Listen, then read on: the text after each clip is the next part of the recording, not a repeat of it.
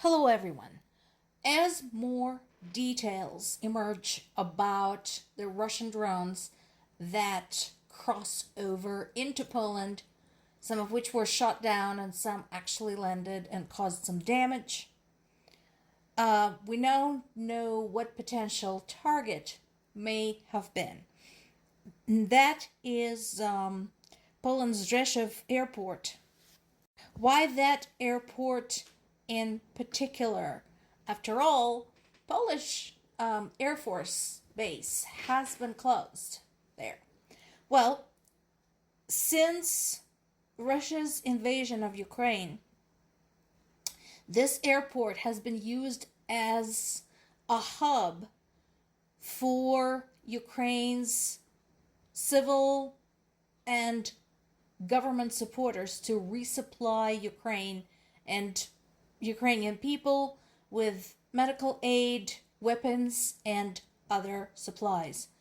So these are flown into this airport and then driven across the Polish-Ukrainian border using one of the highways there.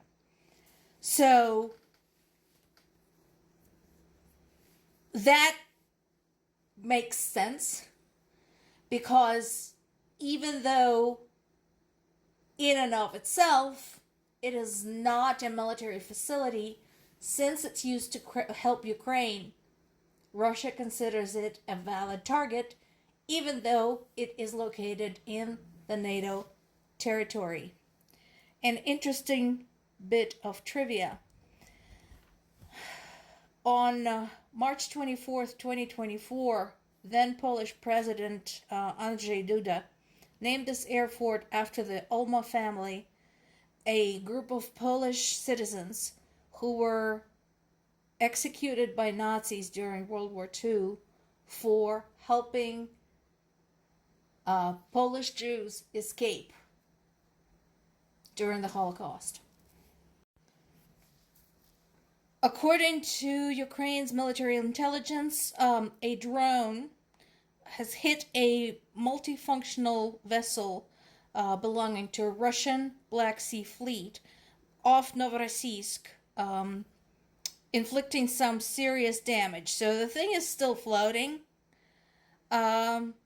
Supposedly, it was carrying out a reconnaissance and patrolling mission around Novorossiysk Bay. And my message to the Black Sea Fleet, guys, haven't you learned your lesson yet? You know, Russia had lost a lot of its Black Sea Fleet. There's hardly any of it left. And a lot of it is in long-term state of repairs because some of these hulks go back to the Soviet times. Just a reminder. So, right now there's still, that waiting period that usually takes place after all big operations of this type, waiting for additional evidence from other sources. So, this particular ship is 10 years old and has a price tag of $60 million. So, at this point, what with inflation and the difficulty of getting parts, the repairs might actually cost almost as much as the ship itself. Now, Ukrainian intelligence says that Russia has 4 ships total of this type.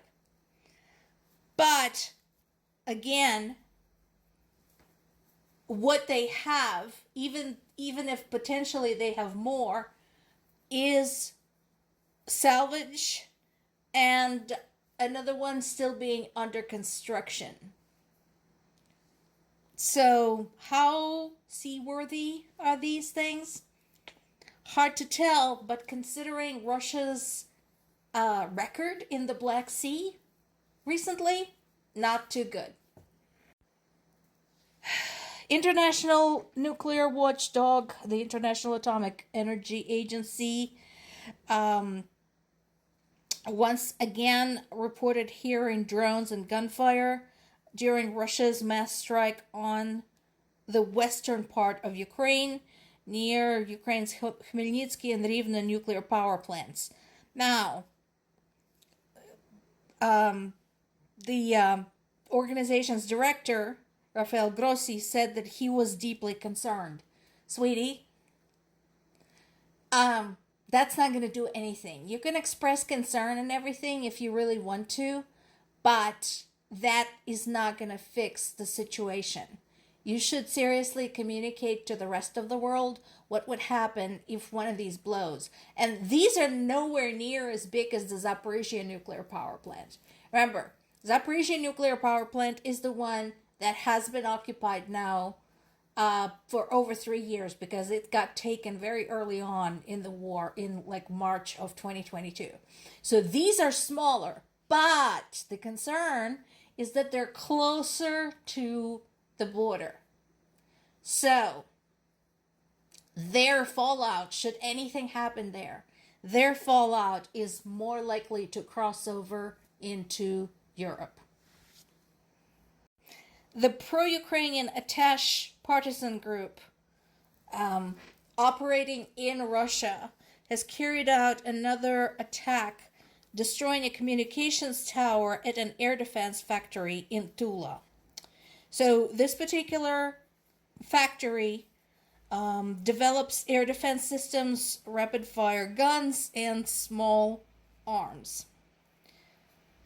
So an important part of Russia's military-industrial complex, particularly when it comes to supplying their infantry. And remember, a lot of the fighting going on right now in the eastern part of Ukraine, in the Donetsk-Luhansk area, relies heavily on infantry. Now, at this time, the group's claims are being verified. So, understandably, this being like an underground movement within Russia, it's kind of difficult to get information from them. If they indeed had damaged the communications tower at the factory, there will be some satellite imagery potentially to confirm this. They have also claimed to have successfully conducted reconnaissance of military headquarters located in St. Petersburg, Russia, collecting data on a specific Russian military unit, which is currently taking part in the fighting near Kupiansk. And I know if this name sounds familiar, that Kupiansk, it's again one of those stumbling blocks that has been in the middle of fighting forever. So, while I wish we had better confirmation for this information, it is heartening to me that this unit is in Russia and operating in Russia. Nobody told them to. That somebody out there understands that what Russia is wrong. That their invasion of Ukraine is a pointless, stupid war. That it was unprovoked and has become a source of tremendous tragedy, loss of life, and atrocities, and the consequences will haunt Russian-Ukrainian relations for many, many years to come, likely decades. So I will follow the story. I'm treating it as a developing story, and I'll try to get more information about this from more sources tomorrow. More to come.